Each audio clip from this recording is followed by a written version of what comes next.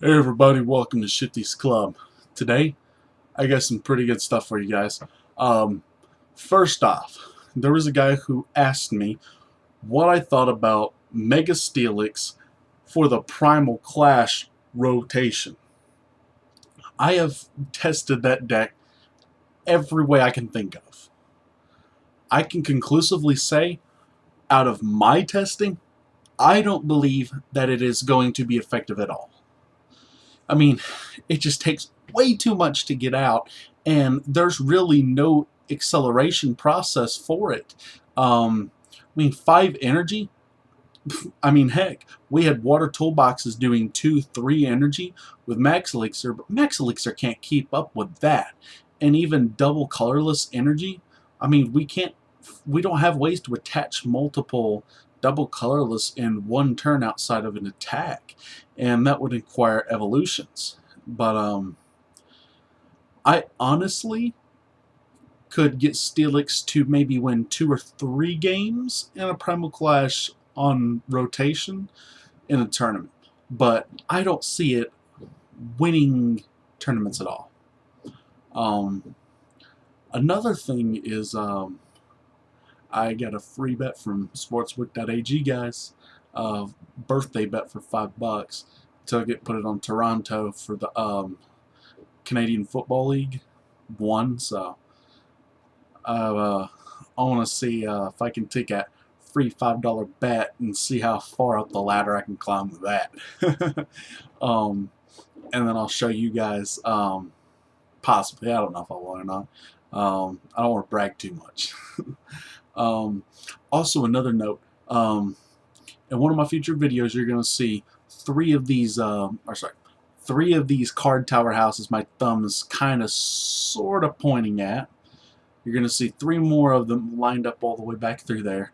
Those 10s will be in another drawer. The 30-pack sleeves up here, the perfect fits, they'll be in this drawer right here next to me. And then that box right there, don't even worry about that. It's just extra sleeves from where I have bought cards off of people. They don't want the sleeves because, you know, they're not of importance anymore. So I use those to package and ship cards. But yeah, I'm going to see how many cards I can't get on TCG Player if I can get enough sales. So I'm going to try to reduce one card to low enough where people wants to buy it plus 99 cent shipping. So I'm going to try to do this one card at a time. Try to get my sales up instead of doing like 2 or 3 at the same time. Then everybody will want the 2 or 3 cards, and I really don't want that. Not at all. I just want to get my sales up so I can figure out whether or not this is going to be able to happen. But on another note, Ultra Balls, I was able to sell 3. So that's a good thing. I mean, of course, in a regular Pokemon setting, they would go for the cheapest. But because I was the guy on TCG Player who had them, had enough of them. I mean, there was this one guy who said he wanted to know whether or not I would come down on the price. Came down like $200, and then sold them. But yeah, another thing that I want to note, I didn't go to nationals. My aunt passed away during nationals, so I basically just stayed here, went to the funeral, because she's more important to me than one Pokemon competition. I mean, honestly, nationals is not even remotely too much of a real competition because of its lack of competitiveness. It's more of a luck factor. Honestly, the lower tournaments, you'll see better players prevail because all they have against which to play is the players in their area. And you might find one or two players that kind of off play and win tournaments for some reason, and they're not supposed to. These are like your surprise winners. Of course, I don't know if our national champion would be considered a surprise winner. I mean, he's okay. He's okay at the game, and he runs Night March pretty effectively. He picked the right deck. I mean, he did run into some luck that ultimately helped him. I mean, of course, every player did well. They ultimately ran into some great amount of luck that was able to push them over the edge just a bit. Because, you know, that's how it works out in Pokemon nowadays. Back way when I was amazing, yeah, you had 8 turns. You could dead draw. You could still come back. But yeah, I figured I'd tell you guys about that. Worlds, I'm not going to Worlds. I'm actually planning on going back out to Vegas, so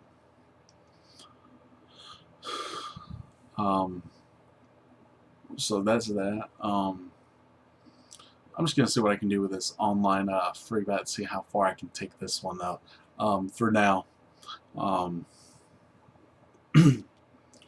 as far as Steam Siege, I don't know if I'll do a case opening, especially not right away as soon as the set comes out, because I'm not too sure that I want to open cases of this set like immediately.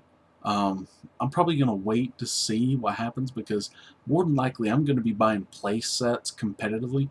And of course, I don't like to play with my personal collection. And instead of just open up a bunch of cards for the personal collection, I just keep them all closed. I mean, I've been opening some for years. I'd open some, keep some closed. I would have packs open from a box. I'd have sealed booster boxes, and then I'd have sealed cases. I don't know why I did it that way. I guess I was in the business mood. But yeah, no. Going back to an original point, my life has been much better than I would have expected it to be at this point. Of course,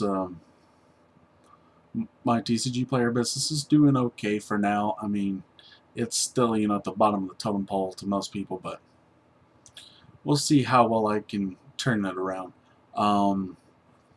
But let me get to the reason why I got you on. I made the video. The first one, like I said, was to confirm I did not forget who you are. I didn't forget what you asked. And I certainly did not forget to keep my promise that I would test Mega Steelix in a Primal Clash rotation. You can trust me. But it took so long because I kept thinking there's got to be a way to make this work. There's got to be a way to make this work. Unless they reprint Bronzong, I don't see it happening. Definitely won't be a force to deal with, or with which to deal. However, I do want to say that Volcanion does have a shot in a Primal Clash rotation format. Outside of what I naturally thought, which was that Blacksmith was the way to power up one after another after another. However, I think that if you, since Battle Compressor, from what I heard, is getting reprinted, if what we can do works, then we can Battle Compressor Pokemon Ranger, get those Max Elixirs going, get the energy onto it, and then have several of them on the bench, whatnot, with oh god, Fighting Fury belts. Sorry guys. And I can start dealing a lot of damage. Now, of course, putting this fire in the discard pile, it's very helpful to have Blacksmith. It really is. However, A better approach to this could be saying, I'm going to run Energy Retrieval and Fisherman to make this work, because I do have confidence in Volcanion. I really do. It's an amazing combo with Shaman and Manaphy. Of course, obviously, it runs itself, literally. I mean, the mirror match just goes in your favor if you run the right cards. For example, you almost always win the mirror match if you can get the first Volcanion set up and you can utilize your resources correctly, such as playing the disruption cards at the right time. Yes, Volcanion does run disruption cards. And why? Because every deck in format needs to have some sort of disruption. Otherwise, it's not going to win. Look at our National Championship deck. A Night March deck with disruption. Of course, it worked too. That's the thing, is that these disruption decks, pure disruption, may not work, but if you're putting disruption inside of a metagame deck that usually doesn't have it, it's a nice little tech to give you an edge in specific matchups, or in this case, an entire national championship. Oh yeah, just to let you know, guys, I don't see it working at all in Expanded, thanks to Pokemon Ranger. I don't even see it working at National Championship. So, I'm tossing Mega Manectric, Seismitoad online to you guys, because I don't see it working like I thought it would. Pokemon Ranger, bye-bye Glaceon, bye-bye. Hang on. They're here somewhere. Okay.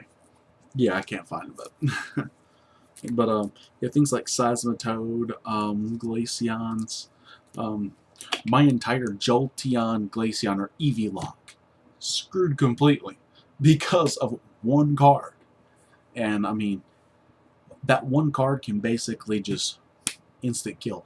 Of course, they could Lysander, but why would you want to Lysander? You're just going to run back into this problem.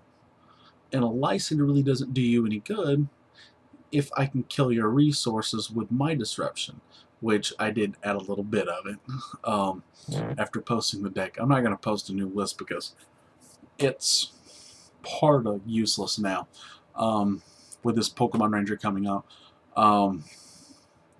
However, Volcanion, forced to deal with, or forced with which to deal. Volcanion EX, basically with nothing but Shaman and Manaphy. Guys, I have to stress this enough. It's not to work with Pyroar. It's not to work with Charizard. It's not to work with Primal Kyogre. It's not. It is meant to run by itself. That's how you can fit enough into a deck where it can utilize the resources and operate on its own.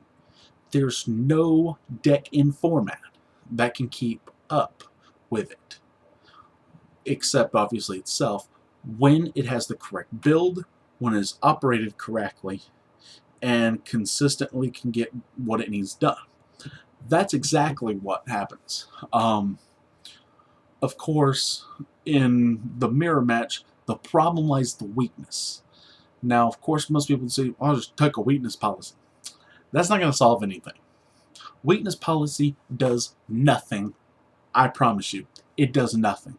You need to have the Fighting Fury Belt, because that's ultimately going to decide a lot of matches.